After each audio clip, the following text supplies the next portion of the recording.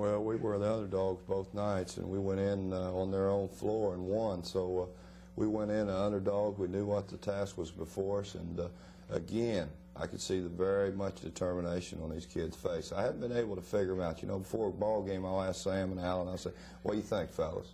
And they said, "Coach, I don't know whether they're ready to play or not."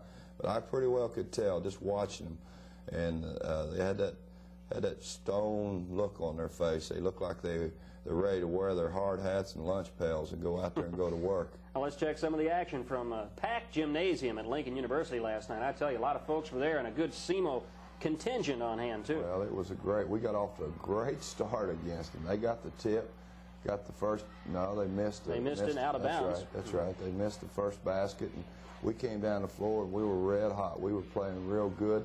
There we missed a pass. Mac let it go off his hand, and both teams got off to a very nervous start. I felt like it was a big ball game.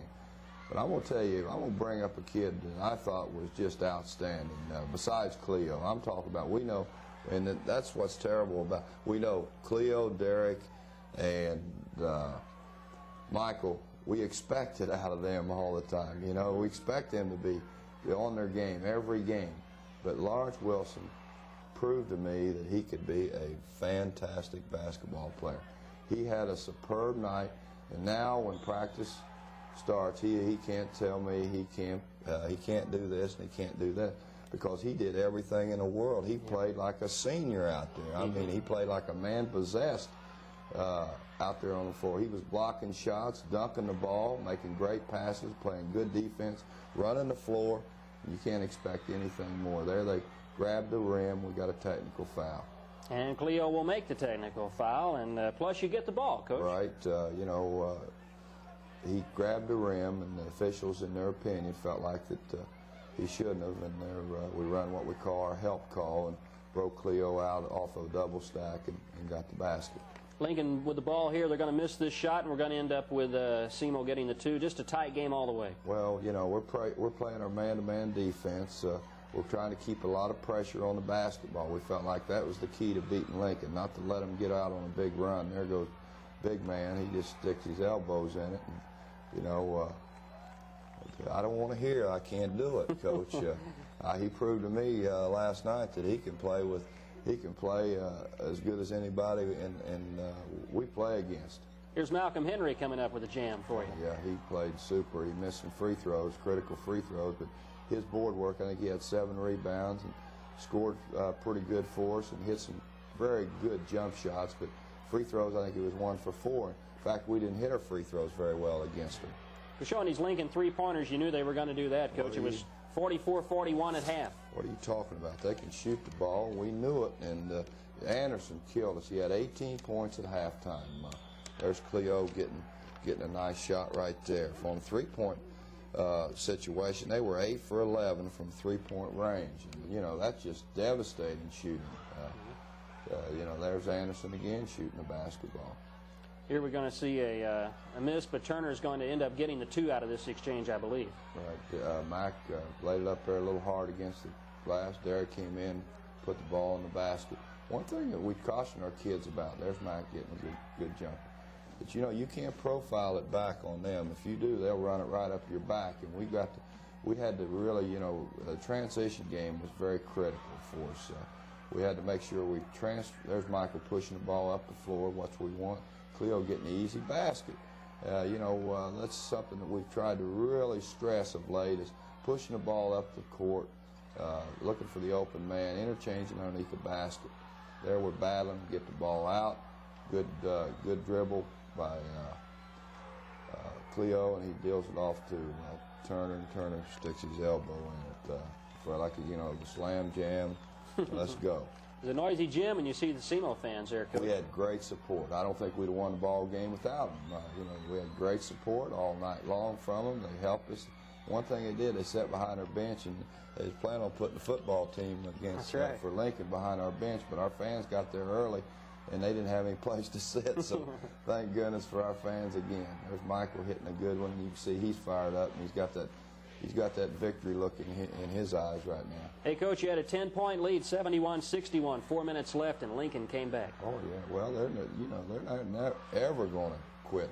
They played. We felt like we had them on the ropes a few times. But when you get on this level, you know, this level of competition, you know, neither team's going to quit. They're going to play to the buzzer and hopefully, you know, get a three-point play or whatever. Where we broke down late in the ball game is on free throws. We hit our free throws late in the ball game. We win going away. Yeah. But we missed some free throws. There we are with an 8-point lead. You'd think that's safe. Now, last year, that was safe. That's right. They put the three-point play in. First of all, they got it too close. Secondly, it takes a little of the coaching out of it. There, boom, he hits another, and now they've got it cut to one, calling timeout. We've set up our play, what we call our Indian call, to get the ball in pretty good shape, but then we're going to turn it over here. Freshman in the ball game, Dwayne Rutherford, lets him have it. They got the chance to beat us right here, and there's a great steal by Lawrence Wilson, kicks it up the floor.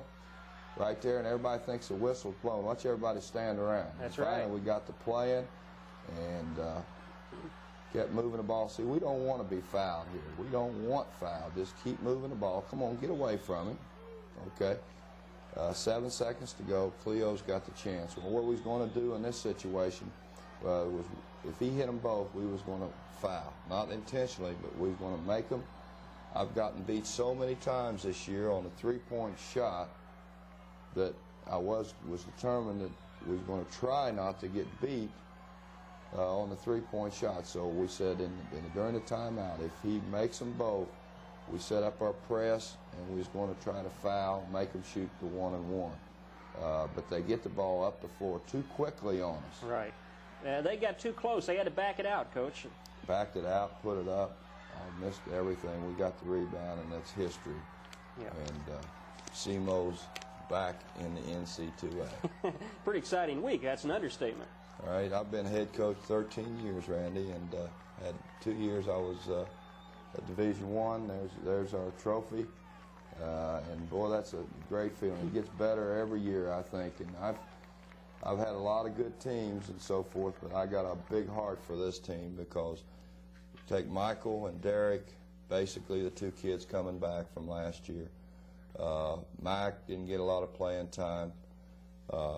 Chris didn't get a whole lot of playing time. And here we are back in the last 32 teams in the country. And you got to remember there's more basketball teams than there is any other sport. So when you say 32 teams, you say, well, what about that? Well, there's some sports that don't have 32 teams in the country, period. But in basketball, you got over 200 that play basketball, and we're in the final 32, so I'm very happy for these kids. It's just amazing, you know. You look through different yearbooks, and you'll see where someone went to the NCAA every now and then. You're going so many times. It's just incredible. I think you start to take it for granted that you're going to go every year. This year has been a spectacular year for a young team to end up being one of the final 32. Well, I always tell my kids, you know, I'm going to go. Now, they may not want it. They may not go with me, but I'm going. And the 13 years I've been coaching, we were Division I 2 years. My last 2 years at Chattanooga, so we didn't have an opportunity to go. But 11 of the 9 years, or 9 of the 11 years I've been a Division II coach, we've gone to the national tournament. So it's a habit, and I just feel like that's where it is. You're supposed to go. If you got a good program, you're supposed to go to the national tournament. Well, you're going. It's just incredible. We'll be back and talk some more about it in just a moment.